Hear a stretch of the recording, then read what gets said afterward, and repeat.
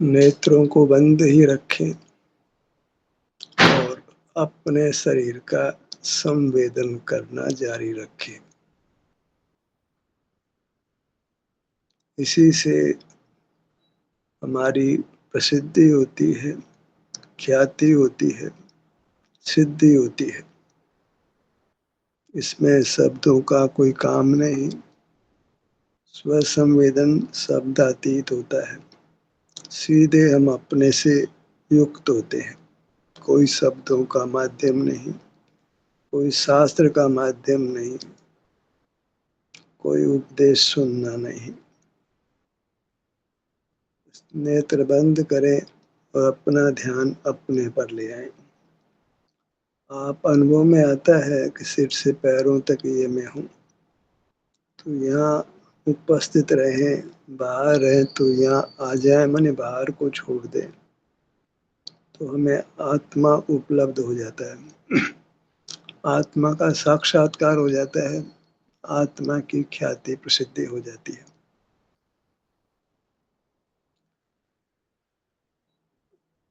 जो शब्दातीत है, शब्द से जिसका अनुभव नहीं होता, उसे आत्मा की सिद्धि प्रसिद्धि के लिए शब्दों का आश्रय किया जाता है, कराया जाता है। सारा शास्त्र शब्दों से लिखा जाता है। जो शब्दातीत है उसको शब्दों से पाने का प्रयत्न करते हैं। उसे केवल दिशा मिल सकती है,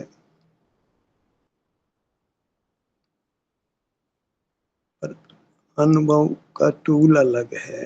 अनुभव ज्ञान रूप नहीं है, ज्ञान के निरोध रूप है। तो शब्दों से इतना ही कहा जा सकता है कि आत्मा ज्ञान गम्य नहीं है, तो ज्ञान करना बंद करें। ज्ञान से आत्मा प्रसिद्ध नहीं होता है, उसकी सिद्धि नहीं होती, उसकी ख्याति नहीं होती। अनुभव से उसकी ख्याति होती है। और ज्ञान परोक्ष है, अनुभव प्रत्यक्ष है। ज्ञान पराधीनता से होता है, अनुभव स्वाधीनता से होता है।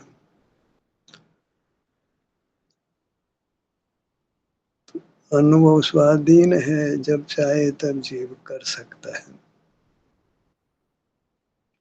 इतना अवश्य है कि असंगी तक जीव बाहर ही बाहर रहता है।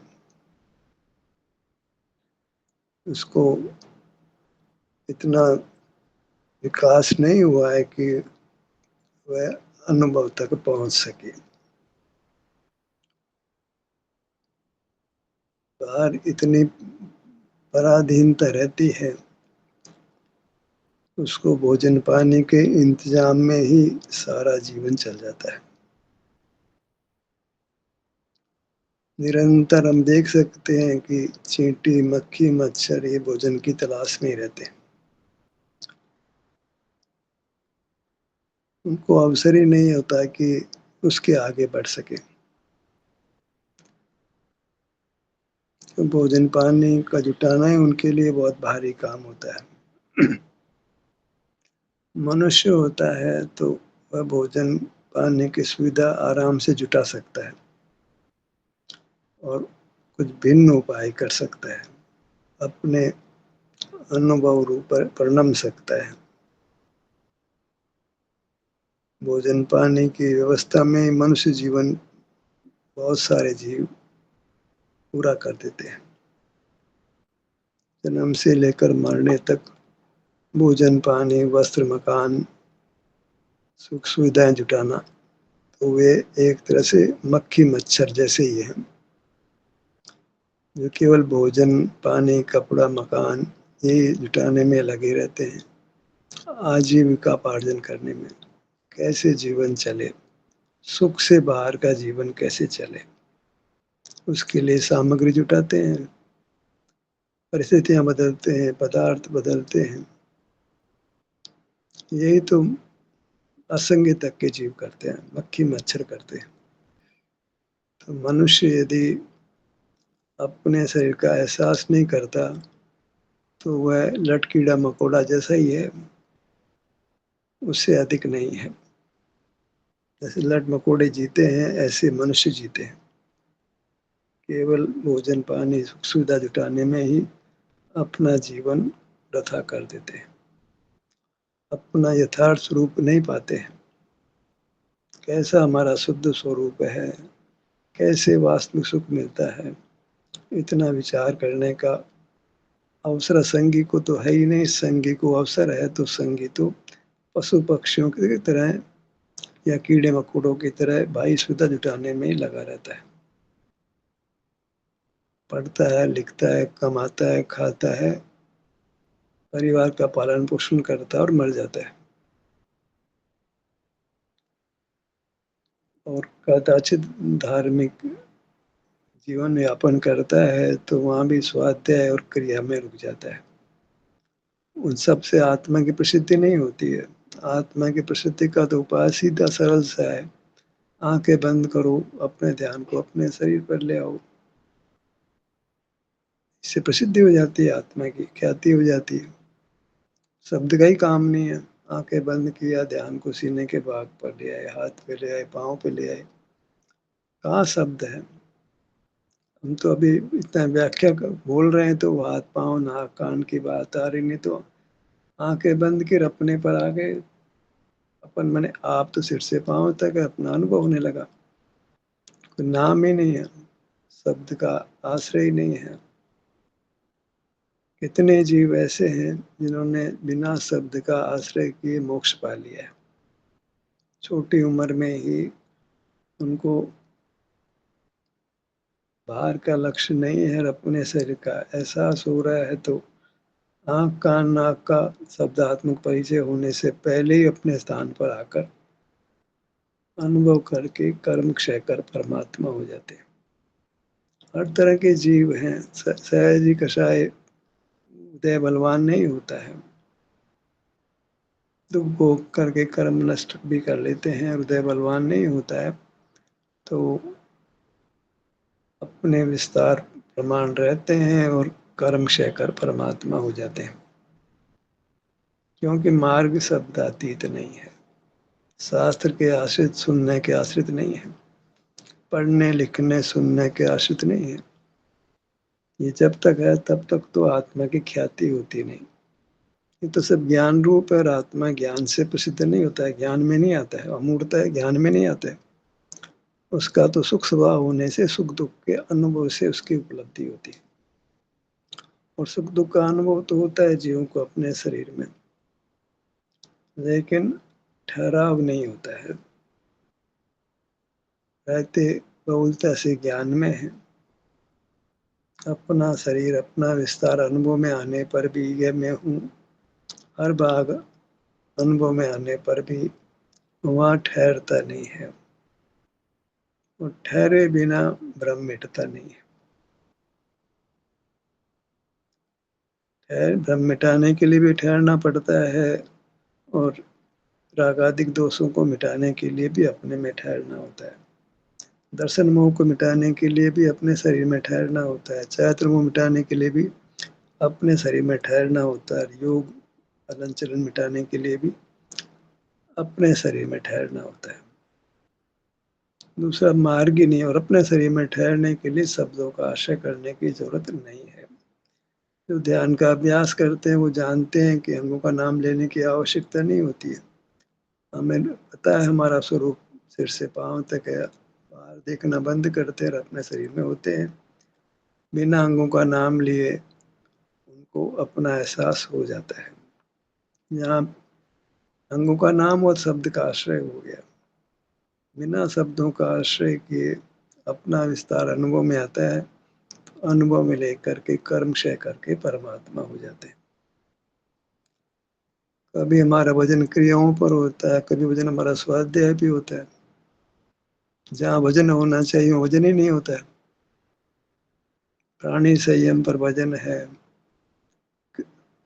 जीवों की रक्षा पर वजन है।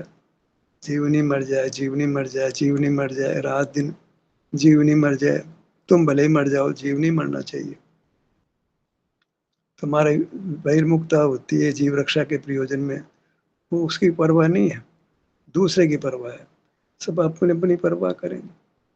धर्म के नाम पर दूसरे जीवों की परीक्षा, जीवनी मर जाए, जीवनी मर जाए, जीवनी मर जाए। तू तो मर रहा है ना भले आदमी, तू बचा सकता है किसी को, तो अपने को तो मार रहा है, पर को बचा नहीं सकता है। दूसरे को बचाने के प्रयत्न में दूसरे मर जाते हैं, मार्ग नहीं है। उस समय जीव अपनी प्रसिद्धि नहीं करता, दूसरे के समय दूसरा प्रसिद्ध होता है, खुद कहाँ प्रसिद्ध होता है। खुद की प्रसिद्धि के लिए दूसरे से मुख मोड़ना पड़ता है। दूसरे की रक्षा करने में तो मुख दूसरे की ओर है। जब मुख दूसरे की ओर है तो आत्मख्याति कैसी होगी। आत्मा की ओर तो मुख ही नहीं है, प्रसिद्धि कहाँ से होगी। और आत्म प्रसिद्धि तो मार्ग है, आत्म सिद्धि तो मार्ग है, आत्म उपासना ही तो मार्ग है, आत्मा आराधना ही तो मार्ग है। आत्मा आराधना तो कोई बाहर रहकर नहीं होती है। आत्मा आराधना तो बाहर देखना बंद करता है और कोई बाहर की चेष्टा नहीं करता है, तो अपने में होता है, वहाँ शब्द नहीं होता और आत्मा की आराधना होती है, आत्मा की साधना होती है। और नहीं करता है तो आत्मा की विराधना होती है। हम तो आत्मा की विराधना करके राजी हैं। आत्मा की प्रसिद्धि आँख बंद करके अपने शरीर पर आता तब होती है, और हम तो आँख बंद करके शरीर पर आते ही नहीं है। मंदिर जाते हैं, पूजा करते हैं, तीर्थ यात्रा करते हैं, स्वाध्याय करते हैं। आँख बंद करके शरीर पे आना तो आए बिना तो आत्म ख्याति हो नहीं सकती। आत्मा लक्ष्य में नहीं आया तो प्रसिद्धि कहाँ से होगी।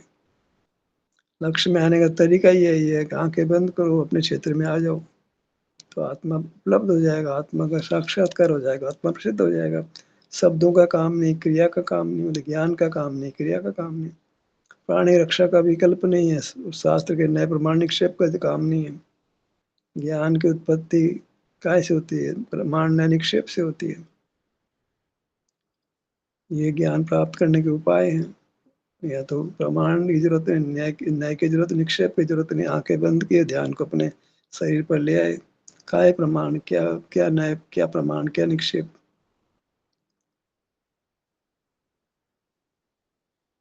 सीधा सरल मार्ग है। अपने को प्रसिद्ध करने से आत्मा परमात्मा होता है। अपने को अनुभव में लेने से आत्मा सकल कर्मों से मुक्त होकर परमात्मा बन जाता है। परमात्मा बनने के लिए कितना आंखें बंद करो, ध्यान को ललाट पे ले आओ, हाथ पे ले आओ, पाँव पे ले, हो जाएगा, परमात्मा बन जाएगा। बिना दर्शन किए, बिना पूजन किए, बगैर स्वाध्याय किए। इतना सुगम सा तो उपाय है। वो तो करना नहीं है, दंत बंद करना है। शब्दों में केली करना है कि क्रिया में केली करना है। या तो ज्ञान में केली करता है, क्रिया माने बल में केली, क्रिया तो बल से होती है। ज्ञान बल का ही आश्रय लेता है, या फिर धन का आश्रय लेता है। धन का आश्रय में भी ज्ञान की जरूरत पड़ती है। ज्ञान से तो धन को विषय करेगा, तो धन के विषय में तो ज्ञान खड़ा ही है। तो ज्ञान और क्रिया इससे आत्मा प्रसिद्ध नहीं होता, अपना स्वरूप अनुभव में नहीं आता है। और अपना स्वरूप ही सुख में, उसके अनुभव से सुख होता है। हर पदार्थ जो ज्ञात होते हैं मूर्त, वो तो सुख रूप ही नहीं है, पर उनकी प्राप्ति नहीं होती। वो तो बिंब है, हमारे को मिलता है प्रतिबिंब है। किसी पदार्थ को जानते हैं तो उसका रूप तो उसके पास रहता है, हमारे तो उसका प्रतिबिंब आता है, डुप्लीकेट। जैसे दर्पण में प्रतिबिंब बनता है तो पदार्थ तो बाहर रहता है, दर्पण को तो प्रतिबिंब मिलता है। ऐसे ज्ञान वो है, दर्पण की तरह है, जिसको बिंब नहीं मिलता, प्रतिबिंब मिलता है। प्रतिबिंब में कोई वस्तु तो है नहीं, धोखा है कि वस्तु मिल गई। चिड़िया को धोखा होता है कि चिड़िया है दर्पण में, दर्पण में चिड़िया नहीं है, तो चोंच को मार मार के अपनी चांच ही तोड़ लेती है। चोंच को दर्पण पे मार मार के लहूलुहान हो जाए, मरी जाए। का ऐसे ज्ञान से धोखा हुआ। ज्ञान से ऐसा लगता है ज्ञेय मिल गया, जबकि ज्ञेय नहीं मिलता, ज्ञेय का प्रतिबिंब मिलता है।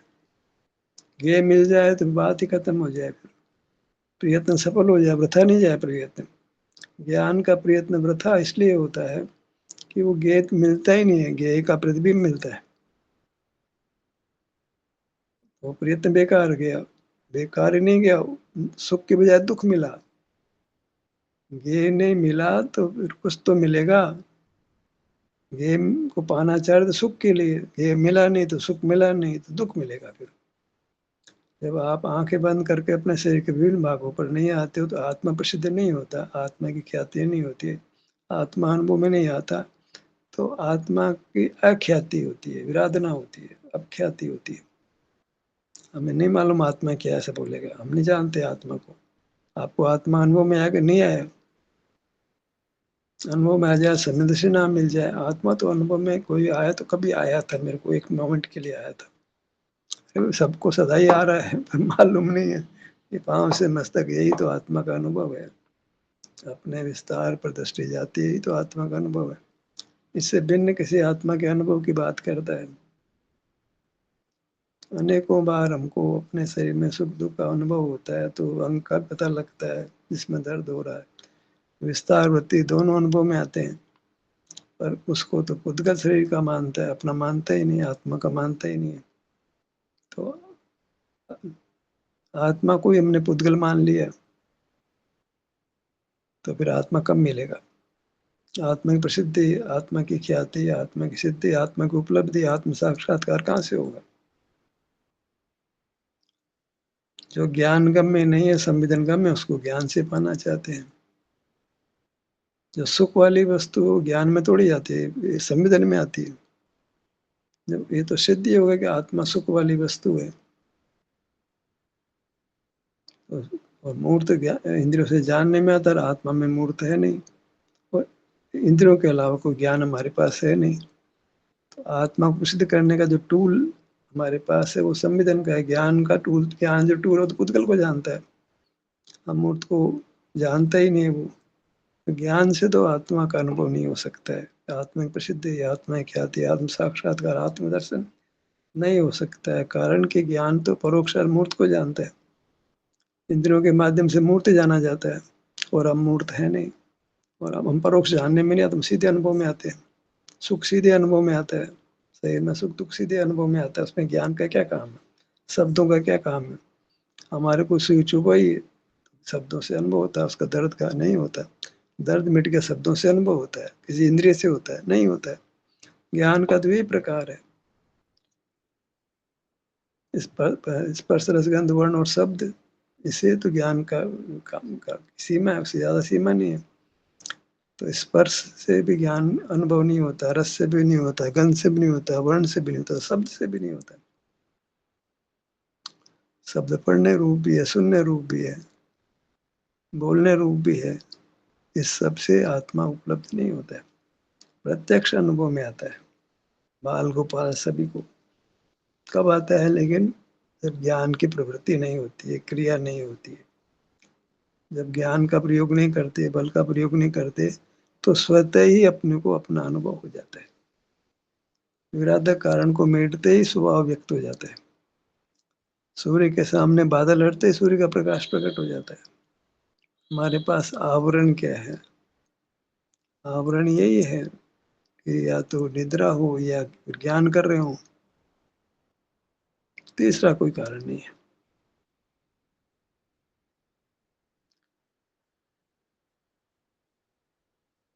तो वही करना है हमको, ज्ञान नहीं करें और निद्रा को जीते। जबरदस्ती सोना नहीं है, आलसी की तरह पड़े हैं। जागृति हो जाए, उठ बैठो। हाँ ठीक है, निद्रा पूरी नहीं हुई तो निद्रा ले लो, सोते रहो। निद्रा पूरी हो जाए तो फिर छोड़ दो, ज्ञान मत करो। अपने आप आपको अपना अनुभव होने लगेगा। हम तो निद्रा छूटते ही ज्ञान करने लगते हैं, इंद्रियों का उपयोग करने लगते हैं, मनुष्य काय बल का प्रयोग करने लगते हैं। ये तो अशुद्ध प्राण है, अशुद्ध प्राण से शुद्ध प्राण रूप आत्मा कैसे उपलब्ध होगा? अशुद्ध प्राण जीव का स्वभाव ही नहीं है, शुद्ध प्राण जीव का स्वभाव है। अशुद्ध प्राण गम्य आत्मा नहीं है। हाँ, वो अशुद्धता को तो जानता है, लेकिन अशुद्ध हमारा स्वरूप नहीं है। अशुद्ध को ग्रहण से शुद्धता मिलती नहीं है।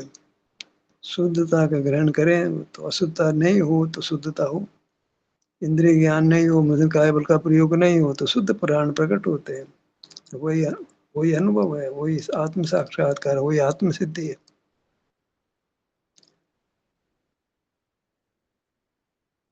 हमें आत्मा को प्रसिद्ध करना है। सारा जनागम अभिप्राय तो यही है।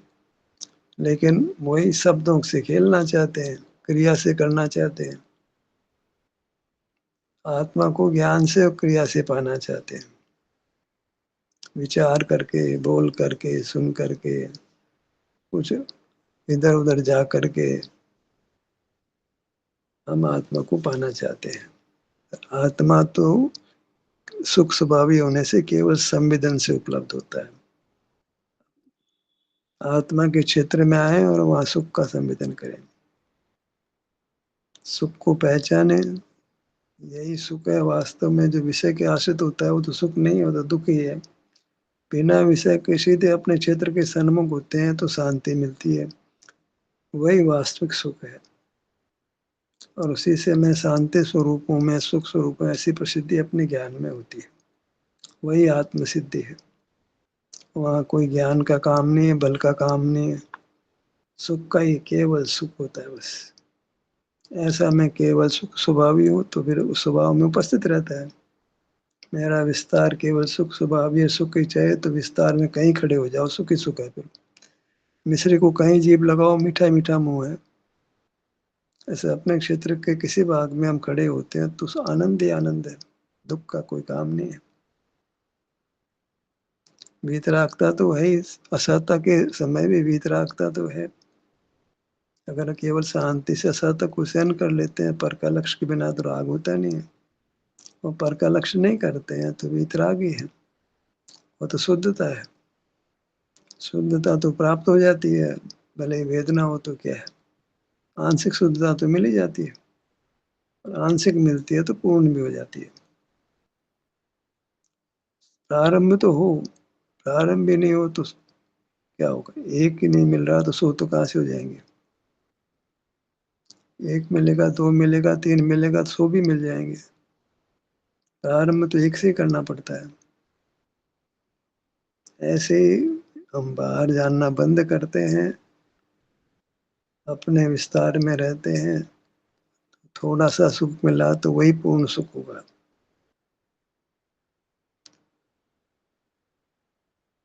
मार्ग को सरल ही रहने दें, दुष्कर नहीं बनाए, कठिन नहीं बनाए, सीधा सरल मार्ग करते रहें, आंखें बंद करें, शरीर पर बने रहें। शरीर प्रसिद्ध होता रहेगा, आत्मा की ख्याति होती रहेगी, आत्मा का अनुभव होता रहेगा। राग आदि दोष नहीं होंगे, कर्म का बंध नहीं होगा, कर्म की निर्जरा होगी, कर्म का क्षय होगा, परमात्मा बन जाएंगे। जो करने योग्य कार्य वो इतना ही है, वही करते रहना है। तो हम पाएंगे कि हमारे सुख में दिन दूनी रात चौगुनी वृद्धि हो रही है। स्वास्थ्य दिन प्रतिदिन अच्छा हो रहा है, रागादिक दोष न्यून होते जा रहे हैं, बाहर की प्रतिकूल परिस्थितियां भी अनुकूल होती जा रही है। ये सब बातें आंखें बंद करके अपने ध्यान को अपने विभिन्न अंगों पर लाने से मिलती है। सुगम सा काम, आंखें बंद करो, अपने विस्तार में रहो। सिर से पांव तक की मर्यादा है, रहने की जगह बहुत है। ये तो लोक प्रमाण है, कम नहीं है, इससे बड़ा क्षेत्र होता ही नहीं है। सारी दुनिया मिल गई आपको, इतनी बड़ी सब मिल गई। अपने को पाया तो सारी दुनिया को पा लिया, चिदपिंड को पाया तो उसने ब्रह्मांड को पा लिया, क्योंकि चिदपिंड ब्रह्मांड रूप है। उतना बड़ा है वो चिदपिंड, ये सिमट के छोटा है। अन्यथा वो तो लोक प्रमाण है, उससे बड़ा कोई क्षेत्र नहीं होता है। सब कुछ पा लिया, सारी दुनिया को पा लिया हमने। सारी दुनिया हमारे बराबर ही है, हमारे पेट में सारी दुनिया आती है, हमारे विस्तार में, शुद्ध विस्तार में। हमसे सिर्फ बड़ा क्षेत्र से भी कोई नहीं। और हमारे सुख स्वभाव तो अन्य में है ही नहीं, हमारे सुख स्वभाव तो हमारे पास ही है। तो हमारे जैसा हमारे लिए दूसरा कोई नहीं, हम इकलौते हैं हमारे लिए। तो बड़े लाड प्यार से हमें अपने को रखना है, अपना अनुभव करना है, पूरा प्यार उड़ेलना है, पूरी भक्ति उड़ेलनी है, और इसी में मुक्त हो जाना है, मगन हो जाना है, लीन हो जाना है। फिर दुख का काम नहीं है, राग का काम नहीं, कषाय का काम नहीं है, भूख प्यास नहीं है, सर्दी गर्मी का दुख नहीं है, कोई दुख नहीं है। एक परमात्मा दशा ही मिलती है। ऐसा सुगम साधारण से उपाय से शाश्वत परमात्म सा मिलती है। तो शाश्वत ये छोटा-सा उपाय करके हमें परमात्म सा को पा लेना चाहिए। ध्यान का सत्र यहीं समाप्त होता है। आपकी सहभागिता के लिए धन्यवाद।